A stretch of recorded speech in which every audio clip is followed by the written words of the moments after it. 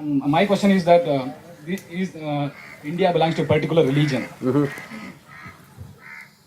Well, let's understand this. There are religions in the world. A religion essentially means there is a fixed belief system. You have to believe this and this.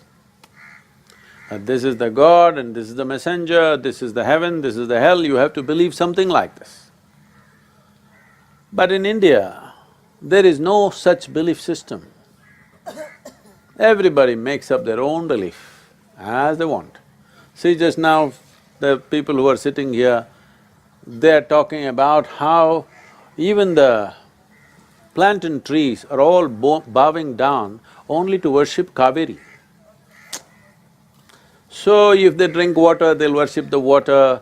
If sun comes up, they'll worship the sun. If they see the tree, they'll worship the tree. If they see a stone, they'll worship the stone. There is no particular belief. And there is no the God anywhere in this culture. So belief makes a religion, but here there is no belief. The best thing about Hindus is they're eternally confused. That's the greatest thing about them. No, I'm not saying this in a negative way. Because it's very important that human beings see what I do not know as I do not know. Whatever you do not know, you have some stupid explanation written somewhere and you just believe it. No, in this culture, we know we do not know.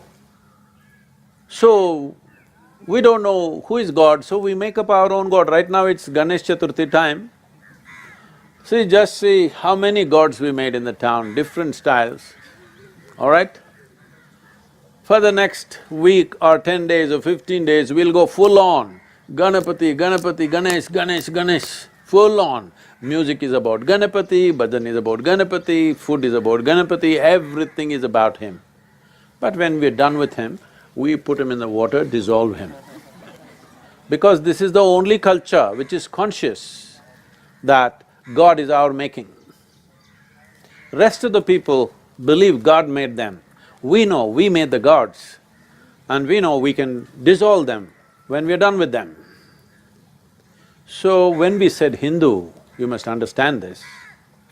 This word comes from two geographical features. He comes from Himalayas, the Himalayan ranges. You ever been to Himalayas? You must go, young man. Because being in India, if you don't see Himalayas, you really missed it.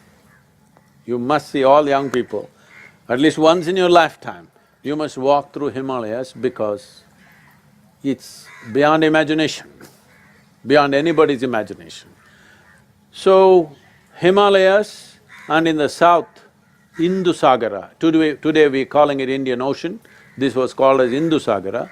The land that lies between Himalayas and Indusagara we called is Hindu. Why we became reverential about these two geographical features is, when we had evolved our civilization, when we had evolved our mathematics, culture, music, many other aspects and sciences here, rest of the world were nomadic and roaming around like beasts, killing each other. And all these beasts were kept away because of Himalayas and Indusagara. We knew we are not fighting men. We did not build huge armies for invasion, but we built music, most profound sort of music. Nowhere on the planet do you have as complex a music system and mathematical systems as we have, because people invested in this. Music, mathematics, spirituality, astronomy. Because men were invested in this, they were not enough fighting men, so we revered Himalayas and Indusagara. We know these invaders and murdering hordes were kept out only because of Himalayan ranges and the ocean. So we call this land as Hindu. Anybody who is born in this land is Hindu. An earthworm in this land is Hindu. Oh, are you promoting only one religion? I'm talking about a geographical identity. When a lion born in Africa can be an African lion, why can't an earthworm born in this land be a Hindu earthworm? Now you've gotten this idea that Hindu means some kind of a religion. No, this is because of aggression from outside. It is the English people who invented Hinduism. Otherwise, in the same house, people are worshipping 5 different gods and one guy doesn't worship anything and they're all Hindu.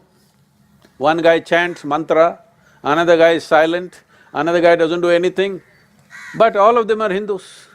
So it doesn't subscribe to any particular belief system. Well, there is a overarching culture, but above all the land that we called as Hindu. So if we say this is Hindustan, not us, Pakistani people call us Hindustan all the time. In the south you may not be using the word Hindustan, but in the north, in the Hindi language, generally they're calling it Hindustan. Because this was called as Hindustan. What was so unique about this land is, this was the only land on the planet where there was no the god. All the gods that so-called Hindus worship are men who walked on this planet. Rama, Krishna, Shiva, these are people, historical men who walked on this planet. Because of the phenomenal way they lived, people bowed down to them, recognizing certain qualities in them. When we say recognizing qualities, they did not do any miracles, they did not fly in the sky, they did not drop from the sky, none of those things happened. Normal birth, normal life, they all got married, they went through all the troubles of life and war and wife and all the problems, okay? More problems than you can imagine. You look at Krishna's life, Rama's life, more problems than you can imagine, isn't it? Let's take Rama as an example because he's constantly in focus. Because that's what you think is rewriting of the constitution. It is not rewriting of the constitution. Rama, born in Ayodhya, rightfully a king, coronated as a king at a young age. But then due to political reasons, he is made to go into the jungle with his young wife. This wife is not a tribal woman, she's a princess. To take this young woman and go into the jungle, believe me, even you, though you're a man, especially the girls here, if you take them in the jungle for 1 month and bring them out, nobody will recognize them, they will become like that. In 4 weeks, yes. When I stayed for weeks in the jungle and I came home, my mother would look at me and be shocked, sometimes she cried, "What's happened to you?" Just burnt head to toe, insect bites, mosquitoes, nonsense, all kinds of things. You go and sleep in the jungle for 3 days and see what happens to you. So jungle is not like how you see in the television channel, la la la, Rama Sita dancing, okay? That's not how jungle is, they didn't go there for honeymoon. So, unfortunately, it's a punishment to be in the jungle. As if that was not enough, these people from Sri Lanka came… Are you Sri Lankan? Okay, that's safe then. These people from Sri Lanka came and kidnapped his wife. He is a king, if one wife goes, he can find a local solution right there. Yes or no? He's a king, after all, he can marry 100 wives. But the man loves his wife, all the way he walks down. I want you to imagine, not today, he did not fly to Colombo. Walked down with his brother, just 2 of them, not an army, just 2 of them. Walked all the way down, begged for help in Tamil Nadu, formed a little army, crossed over, burned down a beautiful city there, killed lots of people, somehow got his wife back. To do all this, that woman must have meant so much to him, yes or no? Hello? You think so or no? Huh? Absolutely, isn't it? 5,000, 6,000 years ago, for a man to walk from one part of the country to another, it's like another world, literally. He got back his wife, went back and became a king again. She became fully pregnant. When she's pregnant, some other political situation comes once again and he has to send her back into the jungle all alone. He did not make arrangements, do you understand?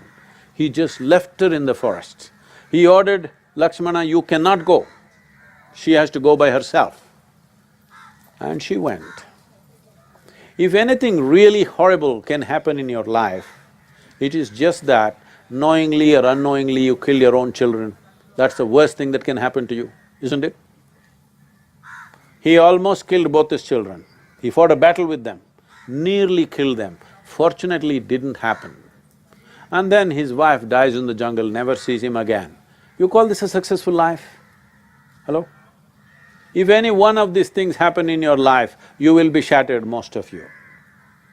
But all this series is a serial disaster. But in all this, the man did not become vengeful, resentful, angry. He just doing his duty. People these days, lot of women's groups are asking me, Sadhguru, what kind of a man is he? Just because somebody said something, he sends his wife, pregnant wife into forest, we don't want this man. So I asked, see, it is not about he rejecting his wife.